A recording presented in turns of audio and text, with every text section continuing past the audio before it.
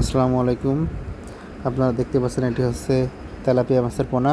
আমরা এটা নিয়ে এসেছি সাতক্ষীরা থেকে। তো এটি নিয়ে আসতে আসতে রাত হয়ে গেছে, এখন বাজে 8টা প্রায়। তো কিছুক্ষণ পরে আমরা এটা পুকুরে দিব।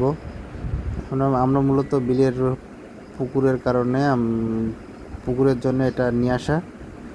তো আপাতত আমরা আমাদের বাড়ির পাশে একটা পুকুর আছে, ওখানে দিয়ে আমরা 1 মাস এখানে রাখবো। তারপরে এটা তুলে বিলির পুকুরে আমরা দিয়ে দিব ইনশাল্লাহ। তো এটি মনোসেক্স জাতের তেলাপিয়া। এটি মূলত আমরা বাজারজাত করতে পারবো 90 দিন থেকে 120 দিনের মধ্যে। দুটোতে কেজি চলে আসবে। যাই হোক, আমরা এখন মাছগুলো পুকুরে ছাড়বো। ভালো থাকেন, আল্লাহ হাফেজ।